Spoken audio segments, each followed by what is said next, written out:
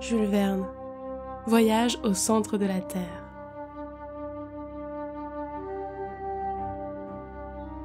Chapitre 13.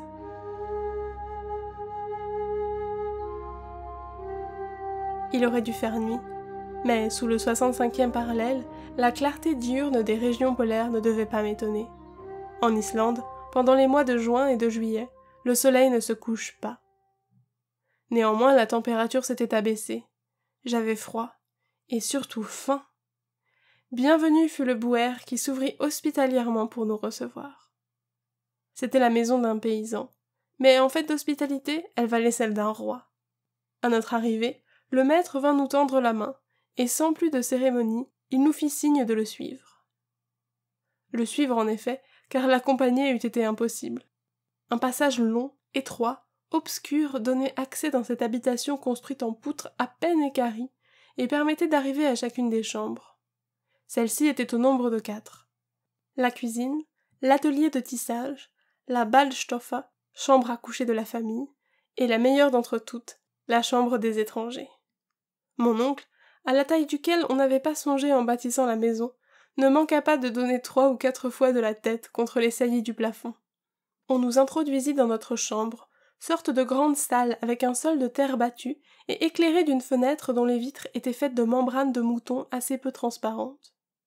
La literie se composait de fourrages secs, jetés dans 2 cadres de bois peints en rouge et ornés de sentences islandaises.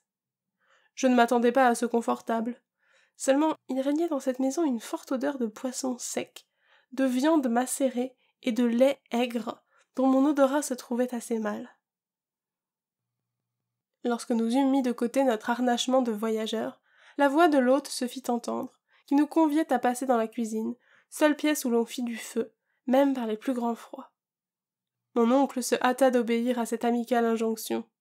Je le suivis. La cheminée de la cuisine était d'un modèle antique. Au milieu de la chambre, une pierre pour tout foyer. Au toit, un trou par lequel s'échappait la fumée. Cette cuisine servait aussi de salle à manger.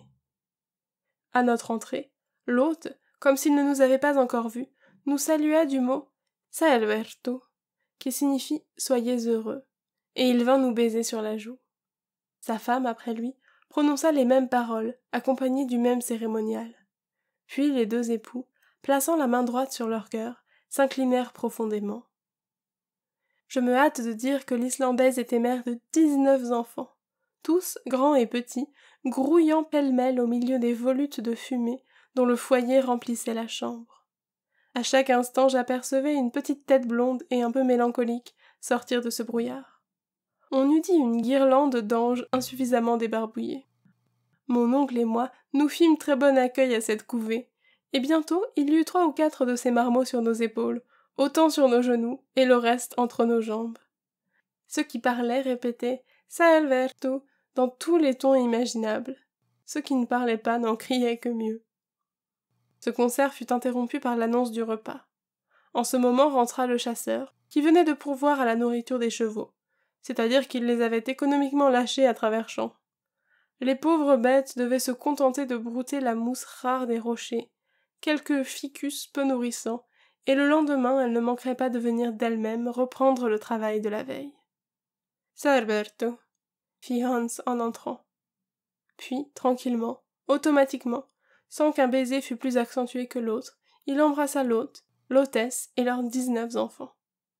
La cérémonie terminée, on se mit à table, au nombre de 24, et par conséquent les uns sur les autres, dans le véritable sens de l'expression.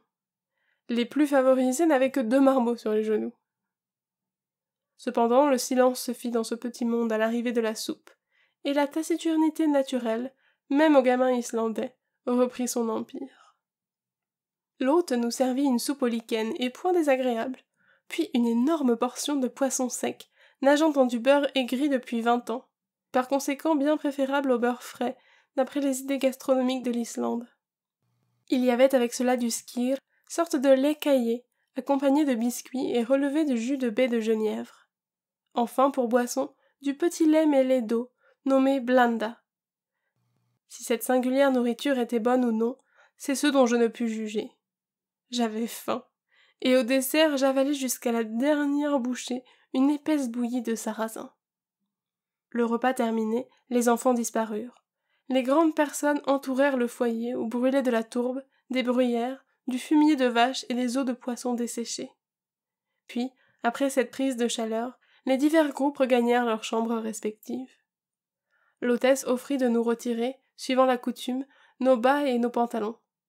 Mais sur un refus des plus gracieux de notre part, elle n'insista pas, et je pus enfin me blottir dans ma couche de fourrage. Le lendemain, à 5 heures, nous faisions nos adieux aux paysans islandais.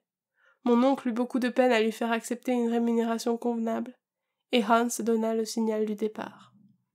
À 100 pas de Gardère, le terrain commença à changer d'aspect.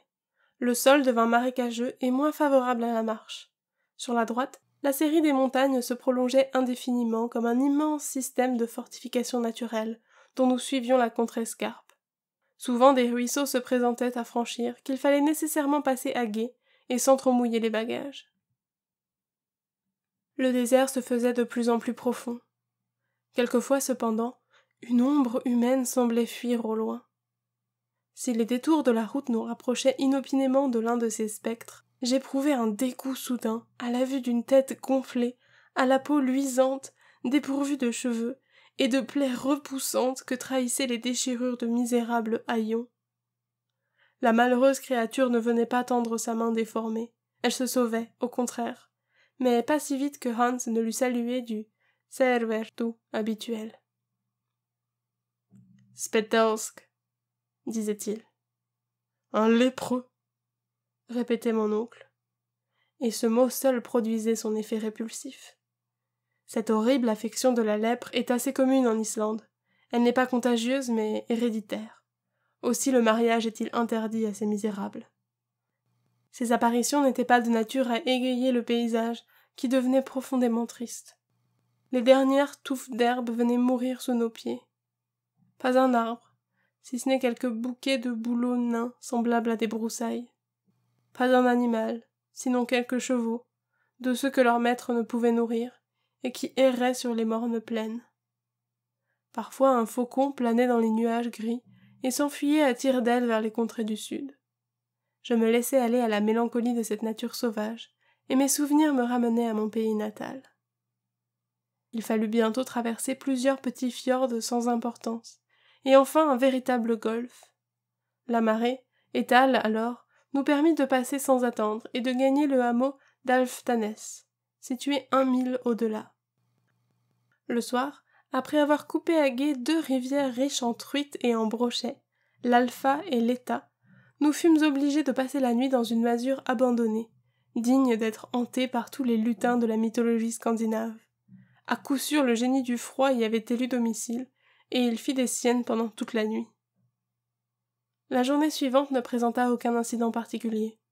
Toujours même sol marécageux, même uniformité, même physionomie triste. Le soir, nous avions franchi la moitié de la distance à parcourir, et nous couchions à l'annexia de Kreuzold. Le 19 juin, pendant 1 mille environ, un terrain de lave s'étendit sous nos pieds. Cette disposition du sol est appelée Raun dans le pays.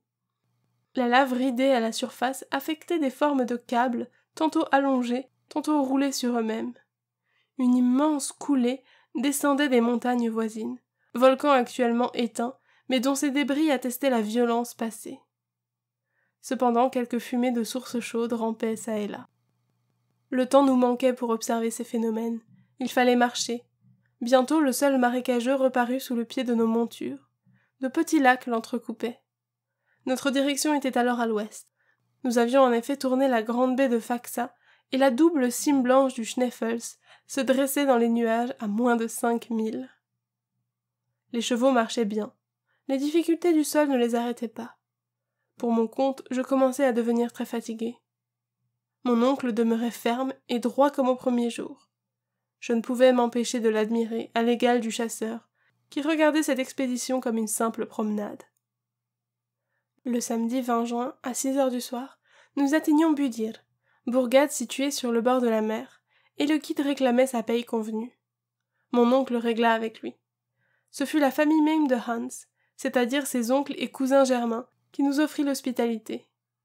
Nous fûmes bien reçus, et sans abuser des bontés de ces braves gens, je me serais volontiers refait chez eux des fatigues du voyage.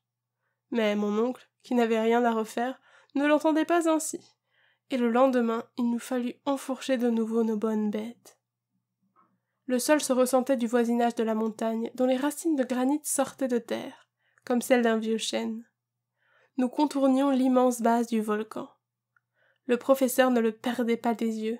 Il gesticulait, il semblait le prendre au défi et dire « Voilà donc le géant que je vais dompter !»